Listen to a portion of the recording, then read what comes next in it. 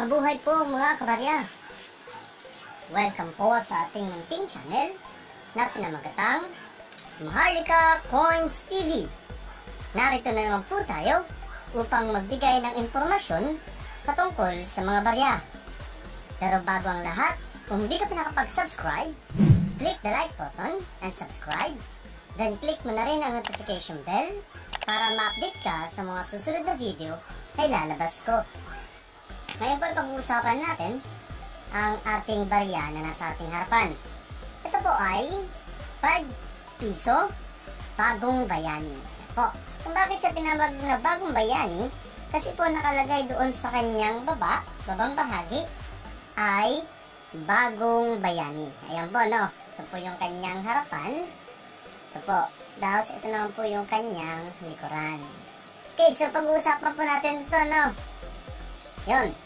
So, 5 peso, bagong bayani. Features. Siyempre, country, Philippines. Wala na pong iba, no? Period, Republic, 1946 date. Type, circulating commemorative coin. Ibig sabihin, siya po ay ginagamit. No? Year, 2014. Value, 5 peso. 5 piso. Currency, piso. Composition, nickel brass. Weight, 7.75 grams. Diameter, 26.9 mm. Thickness, 1.9 mm. Shape, round. Orientation, coin alignment. References, KM number 28. Issue, bagong bayani. Obverse, yung kanyang harapan. Ito yung kanyang harapan. 8 faces of workers, aircraft, and the background, and the names of several countries where Filipino work in small font below. Po. Lettering. So yung sulat na nakalagay doon sa kanyang babang bahagi. Ito po yun, no? So kung papansin ninyo, meron dong maliliit dito. Yan po ay mga pangalan ng iba't ibang bansa. Una dito, siyempre, Republika ng Pilipinas, United States, Saudi Arabia, Malaysia, UAE, Canada, Japan, Australia, Qatar, United Kingdom, Mexico, Hong Kong, Singapore, Kuwait, Taiwan, Jordan, South Korea, Germany, Poland, Bahrain, France, Oman, Israel, Lebanon, Libya, Guam, Switzerland, Norway. Tapos yung kanyang pamamahagi, yung nasabi ko kanina, ay bagong bayani. Yan po. So yung kanya namang reverse, yung reverse niya, yung nasa likod. Yan po. Family traveling outwards. So yan po, pamilya. Kasi, ayan po, may dalawang bata, nanay at tatay na mayroong dalang maleta. No? Sila ay magta-travel. And aircraft in the top left. Ito po yun, yung isang eroplano. And the symbol of the issuing authority to the left. Yan po. Okay. Then, yung kanyang logo, no? Bangko Sentral ng Pilipinas. Yan po yung logo ng Bangko Sentral ng Pilipinas. Edge Lane. Ginawa itong barya na to bilang pagpupugay sa mga bagong bayani. Ano po ba ating mga bagong bayani? Sila po yung mga Pilipino na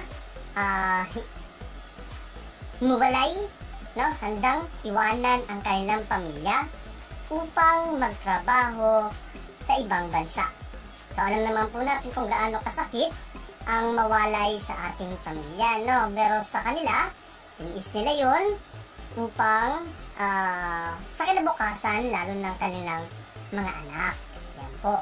Kaya ang ating Bangko Sentral ng Pilipinas ay gumawa ng ganitong uri ng barya, commemorative coin, upang magbigay pugay sa tinatawag nating mga bagong bayani.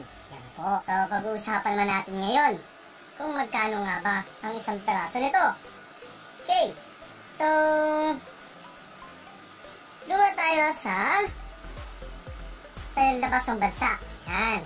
Ito po ay binibenta sa labas ng bansa. Okay, so sa labas ng bansa, ito ay binibenta ng $1.49.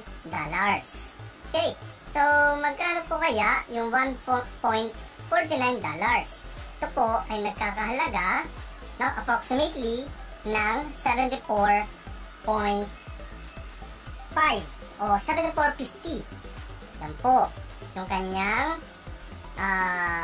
halaga, no? Tapos meron din pong binibenta ng $2. Yan po. Yung $2 naman, approximately, yan po sa Pilipinas, no? Yan po ay kakalaga ng 100 pesos. So, medyo tataas pa ng konti doon, no? Yan. Tapos, meron po tayong tinatawag na blister pack. So, naka-blister pack po, no? So, pag naka-blister pack, syempre medyo mas mahal ang halaga nito. Medyo mas pamamahal. Sa labas ng bansa, ito ay binibenta ng $9.99. So, approximately, yan po ay nagkakahalaga sa atin ng 499.50 pesos. Yan po yung kanyang halaga. Pero sa atin, sa Pilipinas, yung mga local collectors natin, o local buyers, ang halaga po nito ay binibili sa halagang 5 pesos hanggang 100 pesos. Yan po. Pero yun ay depende pa rin sa kondisyon ng ating barya. At depende pa rin sa kolektor kung gaano niya ito kailangan. Kaya pag mas kailangan niya, syempre mas tataas yung value ng ating baryang ito. Yun po. Pero pag ito naka-blister pack dito sa Pilipinas, ito ay binibili ng 100 to 200 pesos. Yan po. So ito ay binibili ng ganoon. Pero sa ganoong halaga. Yan. So, sana po nakapagbigay ako ng impormasyon, no? Baka po kasi meron kayong ganitong hawak, nakapagbigay po ako ng impormasyon kung magkano po. At kung bakit nagkaroon ng ganitong barya, bakit ito ginawa. Yan po. Tapos kung magkano ang kanyang presyo. Okay, muli, ito ang inyong kamaharlika na nag-iiwan ng isang kataga. Ang barya ay kayamanan ng ating bansa. Ikaw, kayamanan ka ba niya? Maraming salamat po. Peace.